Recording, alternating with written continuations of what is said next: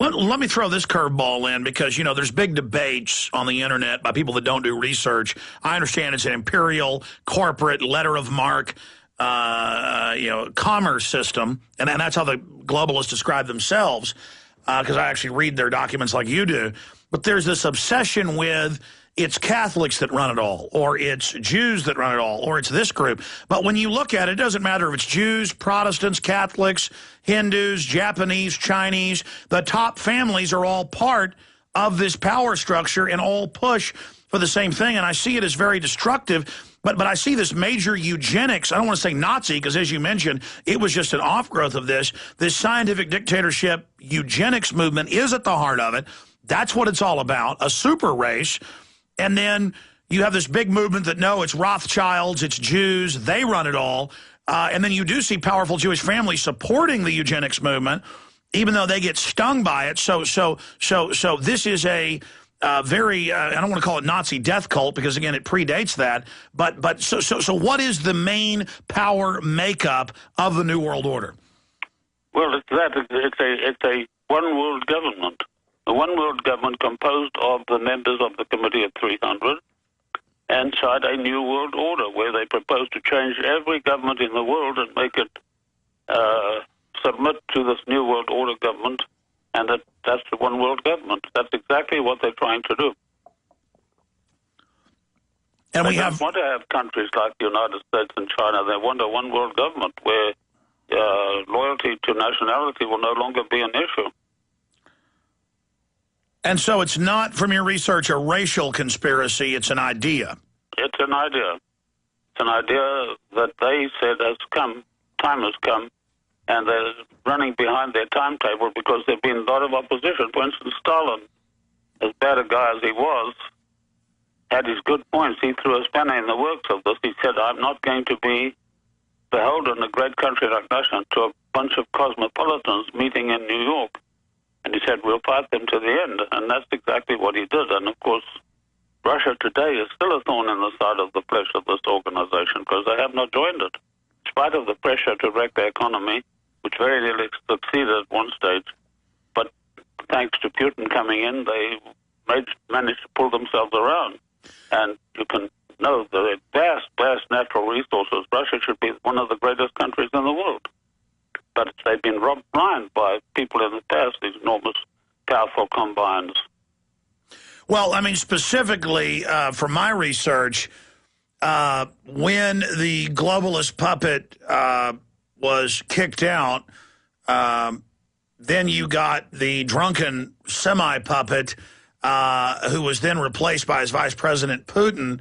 So Boris Yeltsin, from my research, was a puppet, did let the banking oligarchs come in and take over. He did. But then Putin kicked them back, kicked them out of the nation. That's what he did. Yes, that's exactly what happened. Yeltsin was a drunken puppet, and he lived in a alcoholic haze all of his life, his adult life anyway, and Russia was teetering on the very, very brink when Putin came to power. And he cancelled all these monopolies, and all of these international bankers fled. Many of them fled to England. Most of them went to Israel. And Berezovsky is the big man in England who runs the show there. He owns football clubs and enormous property holdings. He's an extremely wealthy man. And the Russians have asked repeatedly for England to extradite him to Russia, and they refused to do so. You know, you'd think for all of Russia's power, they could do something about Mr. Berezovsky. Well, they did go over and assassinate one guy who was close to him. They poisoned him with plutonium, a terrible death. But they've not been able to get near to him. He lives in a guarded compound, and he never goes around except with about 10 or 12 bodyguards. And usually Russia does not like to commit atrocities in public. If they're going to assassinate a guy, it's done in secret. And I spoke to one of the Russian generals myself once, and he didn't want to say too much about it. He said, but they don't believe in making a spectacle when they want to get rid of somebody. Though the Committee of 300 does like to make a spectacle, I've noticed. Oh, yes, it does. But as I said, Russia's been a thorn in the side of the Committee of 300 for many, many years. From Stalin's days, they refused to obey the dictates of the committee, and it cost them dearly. You know, it's interesting, Albert Gore's been in the news lately, and his father actually got many of the concessions that were given out by Yeltsin, and grew extremely rich from that. It's amazing. Now, again, going back to Russia, this has got to be upsetting the New World Order clan. Now, from my research, though, the committee did help knock off their cousin, the Tsar, and did help put the Bolsheviks in, or is that incorrect from your research? No, that's absolutely correct. They did do that. They did get rid of the royal family of the Tsars, because the Tsars were trying to Christianize Russia, and that they didn't want. They wanted a nation of non-Christian people, so that they could easily get in and completely compromise the whole situation. Because they found that statistically, real Christians will create amazing, independent local wealth and strong families, correct? That's exactly why they wanted to get rid of them. And if you notice that all of the Bolshevik leaders were actually non-Russian people, every one of them. All the people who fomented the Bolshevik Revolution were non-Russian nationals. In other words, they were born in Russia, but they were able to speak Russian, but they were not of the soil of Russia. They were not actually Russian. All right, shifting gears yet again in the time we've got, and I want to get you back up in the next few weeks. I don't know how it's been years, I think 8 years since we've had you on. That's right. You just blink and decades flash past. But in the time we've got left, you do concur with many of the other experts we have on and the globalist own statements that they're in trouble. How much trouble, from your expert analysis, are they in, and what are you concerned about being their next move? The next move, I'm afraid of being concerned that they will try to bring in totalitarian government in through the back door.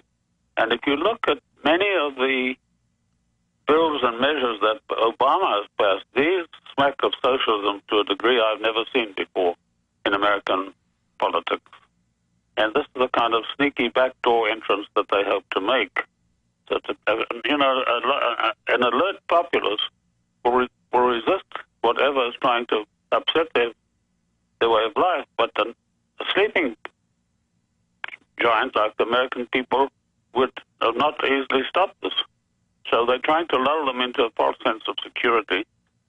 And I think that the pronouncements and the measures that have been passed by the Obama administration are the most socialistic I've ever encountered in America's history.